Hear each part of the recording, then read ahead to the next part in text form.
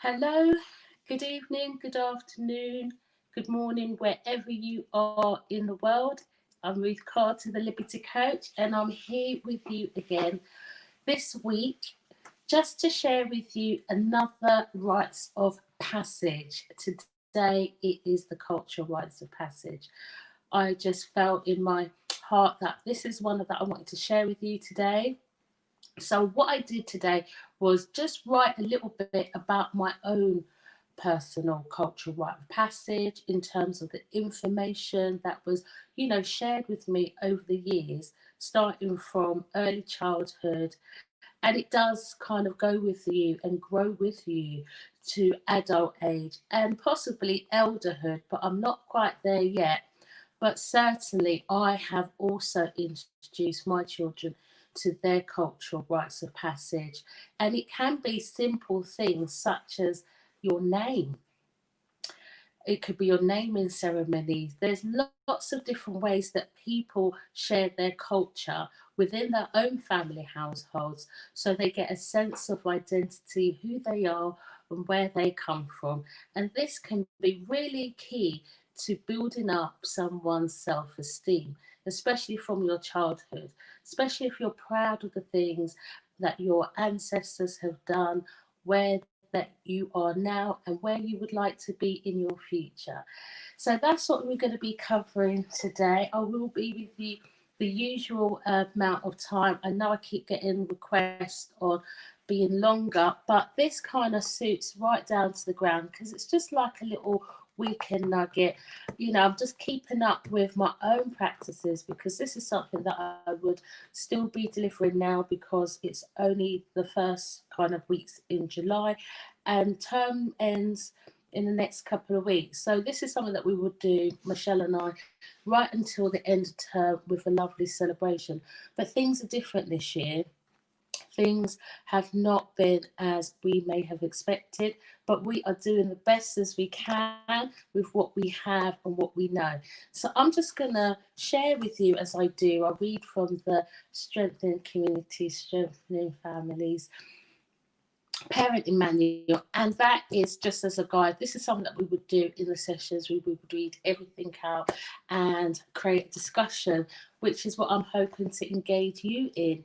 Just share your thoughts, your ideas, and just how things may be for you, what you may have experienced, because when we've delivered this course, many times, especially British parents, sometimes say, "Oh, I don't have a culture," but we discover they do. There are things, there are traditions that their family have handed down one generation to another. It is there, and it's what we do with it, and how do we learn and grow and share that with our own children.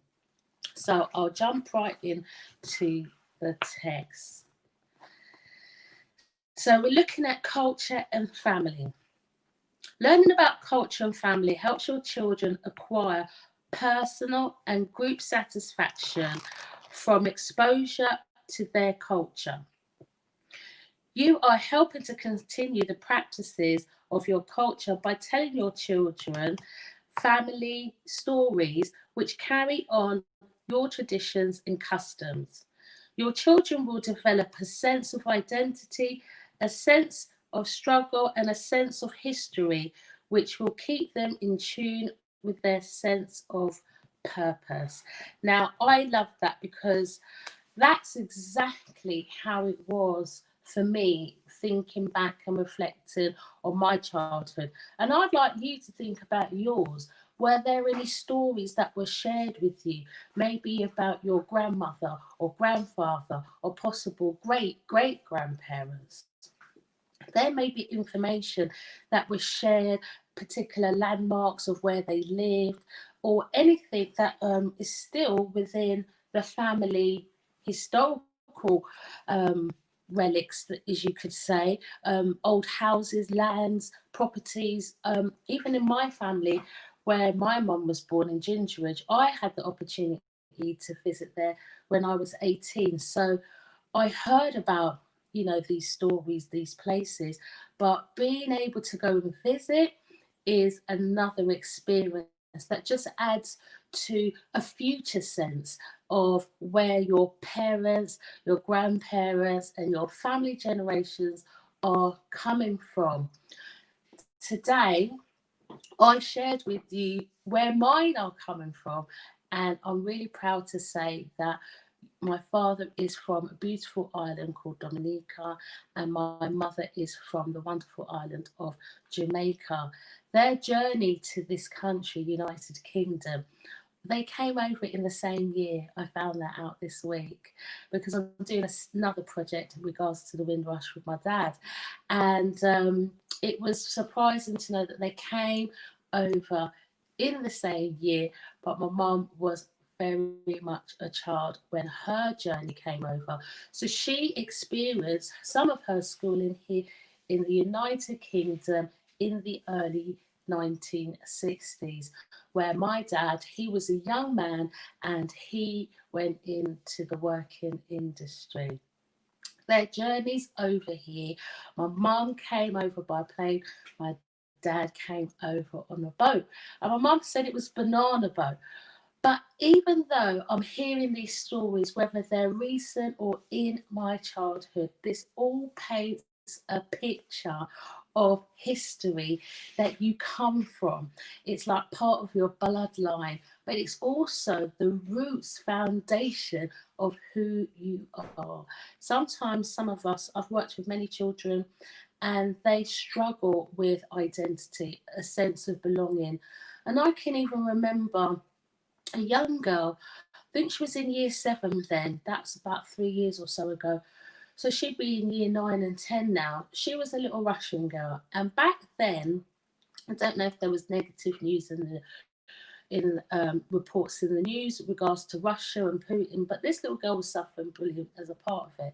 But they were really challenging her culture, like who she was. And one day, we were having a chat and she was crying. She was really upset. And I asked her, like, what is it that's upsetting you the most?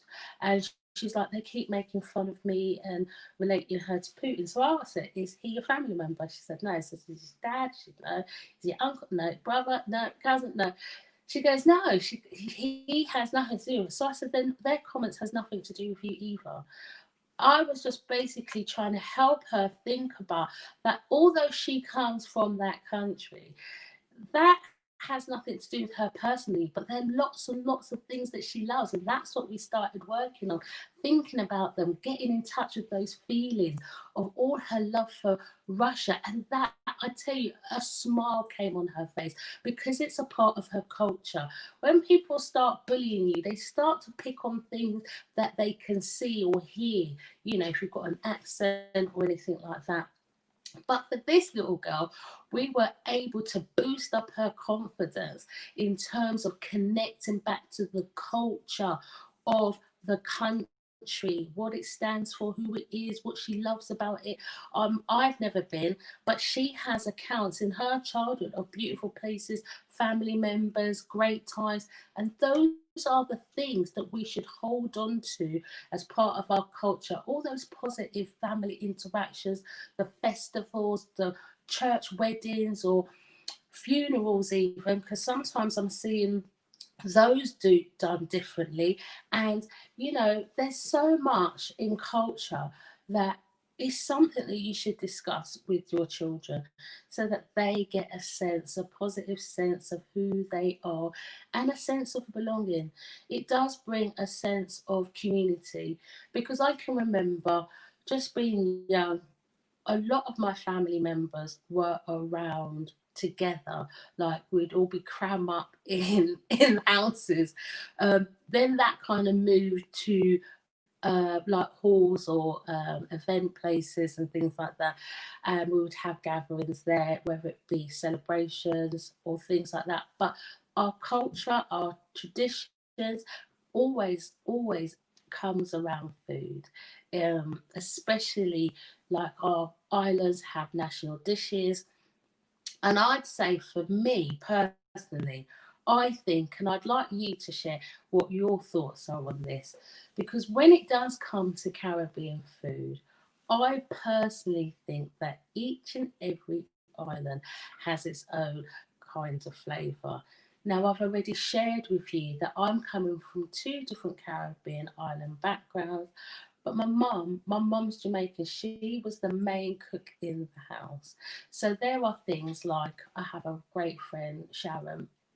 Her parents are Dominican, and I have Dominican from my dad's side. But just as an example, we call an item of food dumpling, and they call it bakes. It's exactly the same thing. But as tradition, as cultures, your names of items stick and stay. So because I grew up with a lot of the culinary part of my culture from my mum, they were all the Jamaican terms. So when I've had conversations with other islanders who may call things different things, I'll be like, no, that's not what it's called. It's called this, but it is called bakes. But we've held on to our cultural differences even though we come from different islands. As simple as that is, it is the way it is. And I love that because each one had, I thought, a different taste. Like I find that the bakes from Barbados are a little sweeter than the ones that are from Jamaica. I find the ones from Jamaica may be a little bit more heavier than the ones that I've had from Dominica, but the ingredients are generally the same, but through the food carries its own culture, its own traditions, of which I take part in myself and have shared that with my children, and they've also had those wonderful opportunities like I have to go back to the island and visit. They have had that opportunity to visit both islands and islands of where their fathers are from as well. So I think it's really important of just having conversations with your children, and there are 4 steps this week, and they might help you to do that too. So the first one, so it says, based on personal experiences, think about and talk with your child about a variety of cultural family values and rituals. So, this is an opportunity for you to have a discussion about what yours are. Now, depending on where you come from, would determine what you might have as a ritual or an event or a value that you have carried over from all the generations in your family.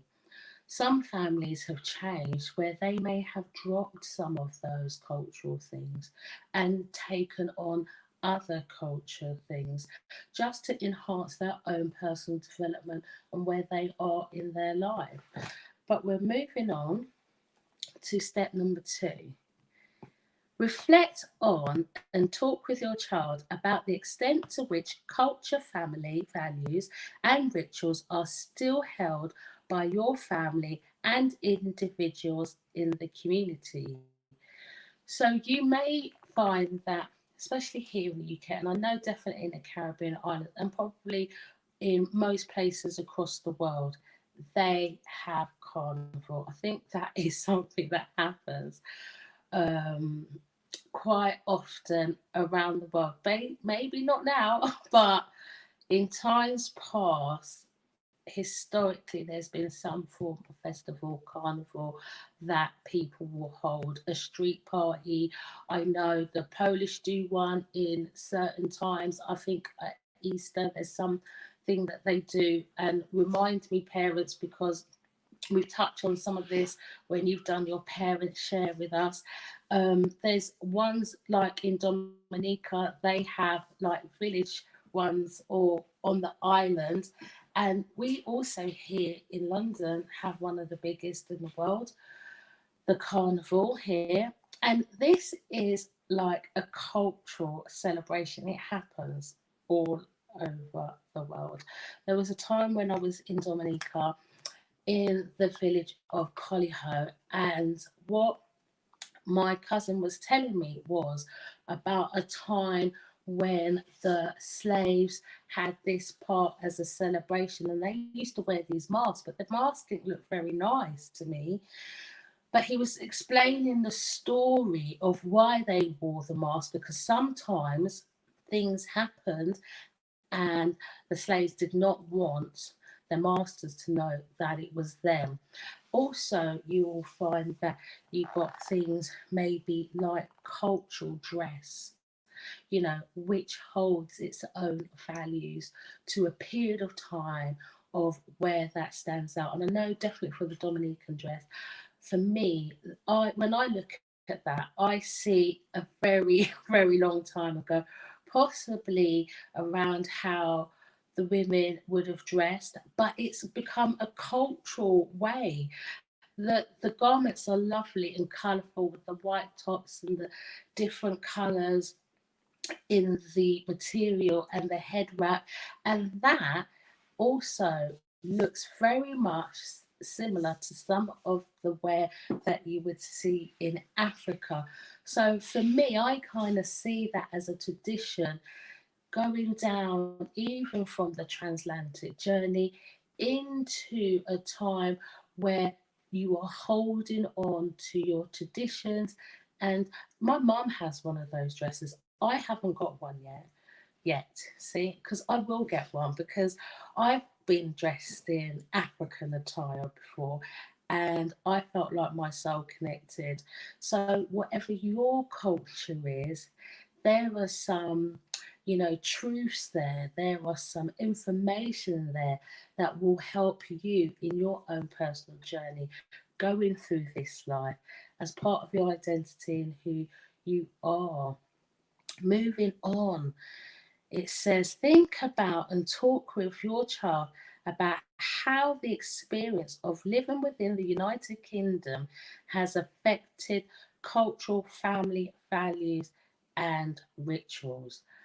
Are you one of those families that have been affected? Because I know some people from my community definitely have been affected with what has happened, with what they classify as the Windrush scandal. I'll leave that one there. But there are some other bits that is in the manual that opens it up, which I didn't put in the blog, but I'm happy to share it here with you so that you can have the opportunity to think about these things. So when you're having those conversations with your children, these may be points that you might want to touch on as information sharing, and also depend on age, because as my children have grown up over the years, I've shared more different kind of information. And even for me, there was information my mum withheld from me and said she didn't want me to know at certain times when I was a teenager, even though I still went ahead and gained the information. you know, I was able to share with my mum about that, talk to her about my feelings, and her identifying that she didn't want me to feel those ways because, a lot of the things in our history happened a long time. And having that discussion with my mum, even though I didn't follow her rules, as she had liked, gaining information about my own Black history and culture, I was still being able to share with her some of the information that we both come across and actually have an open dialogue. Doing that helped me to open up and talk to my children a lot earlier on about our history, who we are, and what we have achieved and what we will continue to achieve throughout our life here, whether it's in the UK still or anywhere in the world. So some of the things it breaks down to, it says positive benefits. Some of the positive benefits of being here in the UK, what that may have been, and also looking at immigration, migration, and colonisation, topics that you can talk to about your children about, because for each culture it's different. Whether you're born here or born somewhere else in the world, there is something that has happened in some country in regards to these things, and it's looking at positive benefits. Social historical trauma, and it also highlights about discrimination, oppression, poverty, and racism, sexism, ageism, and homophobia. Having these as topic points to share and talk with your children on, that are age appropriate, but these areas do come up within the parent and within the household to talk, not being generated by what's coming from the news, but having a sit down and a conversation on your own cultural background, where you're coming from, so that your children, your grandchildren know what granddad did, what grandma did in the times that you're talking about regards to history, which is what I will be covering real soon with you. And last but not least on here, about societal pressures, economics, peer pressure, and education. All those things that I have just mentioned would give you so much to talk about with your child as they're growing up throughout the years, because it does change. When I'm delivering a schools program, especially for the U9s and 10s, a question that I have asked both boys and girls, but mainly boys, is the question about whether or not their parents has had the conversation with them about being arrested. Now, most of the children that I work with are Caucasian, and there are some that are from black communities, other ethnic backgrounds, and majority of the children say no, their parents haven't talked about it. But I guarantee you, all the black children respond yes. Yes, their parents have spoken to them or had words with them as to what to do, even though they're not doing anything wrong. I myself have had that problem, and that is based on societal pressures, things that you see that are happening out there on the streets. You help and guide your child with the information, because I have been in conversations with those kids who have been arrested for no reason in their school uniform, not doing anything, and then not knowing what to do in that situation as well. Again, I'm of the mind this place at home primarily, and then when it's opened up to other avenues such as school and any other environment, then you're working in conjunction and in partnership with the information that's been shared from your own perspectives for future developments and learning, because I don't want that to happen to myself, and I'm thanking God that hasn't, but he is prepared as to what to do in that situation should it occur, right or wrongly. But at least it's better to be forewarned than to wait until after the fact, because many innocent people have been hurt just for the lack of not knowing. And I think it's time that we arm ourselves with the information, even from a cultural perspective, because it's just so much to talk about. And on the fourth step, because I'm getting there, reflect on and talk with your child about how to successfully add culture, family values, and rituals into your current lifestyles. It says change rituals in process to maintain them in value. So, this is about what you have learned from the past, what you are currently doing now, and what you will continue to hold on to.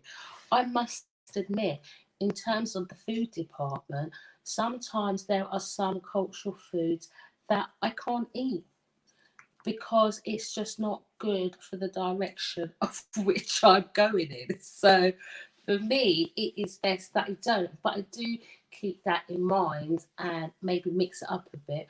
But definitely my seasonings, my flavours. Even this week, my mum was asking me, "Do you have any Cersei?" And I'm saying, "Yes, mum, I have Cersei. You know, Cersei is good. I know, mummy, Cersei is good. I drink the Cersei." That is something that has been handed down. In my kitchen cupboard, I have a lot of herbs, a lot that I have brought over from Dominica. And even when I was there last, I was sitting in the airport in the you know, waiting to board the flight, just sitting there, just reading my book. And then my name was called over the tannoy, and the security member of staff, you know, called me and asked me to come. I'm walking on the tarmac, going down the tarmac and going into like another door, like a warehouse looking door. And there in front is my suitcase. He said to me, "Can you open it up?"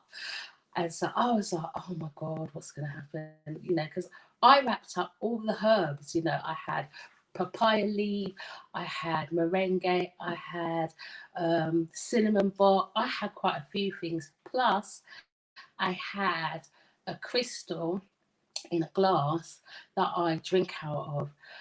So the officer asked me to go through my bag and, you know, and kind of so he could witness he opened up everything, and then he was like, "You really love your herbs." I said, "Listen, it's the only way to be." And I said, "I generally come here fresh to the island of Dominica, pick up my herbs fresh, bring them home so that I have something to use." And that is a way of me keeping hold of my, you know, cultural traditions. And I hope you've enjoyed the information. On the blog is the activities, and I'm hoping that you will be able to go through them and pick one, because there are quite a few there for you to pick on your rites of passage. So have a look on the blog post and pick which one will work for you. I'm going to have an attempt to look at the comments. But evening, everyone, and thank you for listening. I really enjoyed your comments and feedback. But let's see how we get on. Right. So we have Carol here with us. Hey, I'm doing well. Thank you for joining. Thank you so much for joining. Notting Hill Carnival, yes, absolutely. That's one of the biggest. It's a big tradition. In fact, I think this year it's happening online. I think there are different posts going out for it to be online. So it's keeping in touch with our tradition, but differently. And I suppose now, with where we are with this pandemic, or whatever we, you know, want to be calling it, we have to be doing things differently. But one of the things we have control over is our family, how we behave around them, how we choose to share information. It's so good to just let people know who you are and where you come from. It's just such an opener, because some people say, "Oh, I've been there, I've been there." And I did highlight about many people all over the globe have visited the islands, all the islands that are out there. So, with no further ado, I think that's it. I think my time is up. Thank you for your listening ears. Thank you. If you've got any culture that you want to acknowledge, your flags maybe, where you're from, post them in the links. Yeah, put your flags up, wave your flags. I've got a few flags, so when I've gone out and I've been having a good time with some parties and we have our cultural days, I have two flags. I'm representing both. I have two whistles. I'm representing both because I am proud of where I have come from, even though I am born here in the UK. It is due to my dad stories of home that I kind of connected to at a very young age, that this place wasn't home.